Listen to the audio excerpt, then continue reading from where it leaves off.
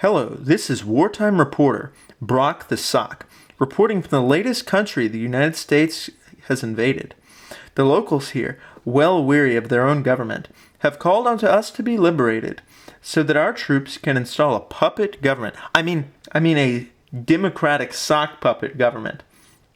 Moving on, one of the allegations brought forward against the People's Democratic Liberation and Freedom Popular Coalition government was the use of a terrible chemical weapon, sarin gas, which our own government admits to not yet having eliminated from our own stockpiles until hopefully by the year 2023. It is expected that this location will be the next war zone targeted by sarin. Here we see the structure of sarin. Sarin is a very dangerous nerve agent, discovered by the only people fit to discover such a miserable, evil way to kill someone. No, I don't mean Monsanto or Lockheed Martin. I mean the Nazis. Sarin works as an enzyme inhibitor, disrupting acetylcholinesterase, the enzyme responsible for hydrolysis of acetylcholine into acetic acid and choline, the two component parts of acetylcholine. Acetylcholinesterase is a relatively simple enzyme mechanistically. It functions with an electrostatic attraction to the permanent positive nitrogen of acetylcholine, then cleaves the ester linkage and stabilizes the temporary transition states. However, such a simple mechanism does not mean it is not important. Acetylcholinesterase has a kcat of 1.4 times 10 to the 4, meaning every single second, thousands of acetylcholine neurotransmitters are being cleaved by this enzyme. Sarin covalently bonds to an available serine amino acid group on the enzyme via phosphorylation, blocking the receptor activity permanently in a process known as irreversible inhibition. Phosphorylation is a common pathway for the activation or inactivation of enzymes. Sarin is characterized as a nerve gas because by targeting acetylcholinesterase, it disrupts the nervous system by causing a rapid buildup of that neurotransmitter acetylcholine, which happens to be the main neurotransmitter of the parasympathetic nervous system, as well as implicated in the autonomic and sympathetic nervous system.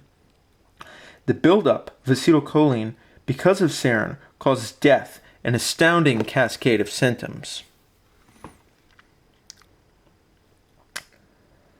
The main locations of inhibition by aerosolized sarin gas are butyrylcholinesterase in the plasma, acetylcholinesterase in the red blood cell, and acetylcholinesterase at cholinergic receptor sites in tissues.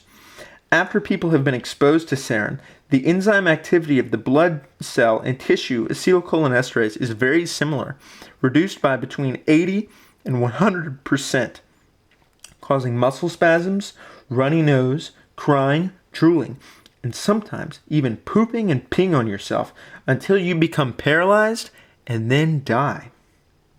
It is worth noting that even in very faint amounts, sarin can kill a person in less than 5 minutes, often near instantly.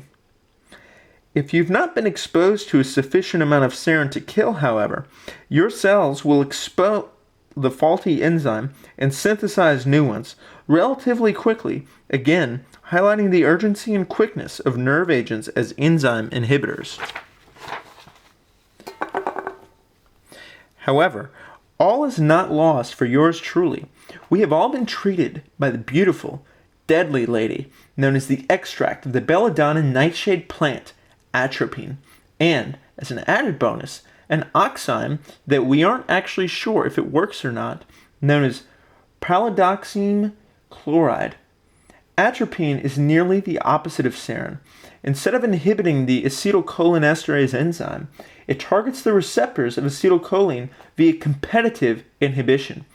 It is not a very selective drug, targeting M1, M2, M3, M4, and M5 receptor subtypes, all of which are implicated in the same parasympathetic nervous system that sarin targets. Sarin results in the flooding and saturation of acetylcholine receptors, causing the bronchi to constrict, slowing of the heart rate, and an overall increase in secretion and secretion mechanisms. Atropine, however, inhibits the parasympathetic pathway, meaning an increase in heart rate, a dilation of bronchi, and a decrease in secretion. Atropine will save our lives today.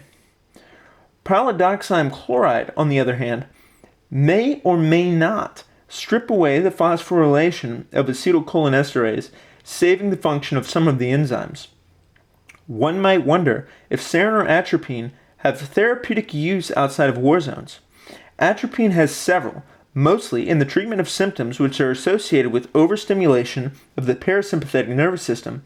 Atropine can treat bradycardia, which is excessively slow heart rate. It can treat excessive sweating and fluid buildup. And it can induce the dilation of the pupils, effective in certain vision problems and causing an interesting cosmetic effect that many find to be beautiful, at least at the time of the original use of this drug, which is the reason why it was named belladonna. However, it can be overdosed as expected. Sarin, on the other hand, is far too dangerous for therapeutic use. Reporting from Channel 2 News, Brock the Sock, wishing all the little fellas at home to stay safe.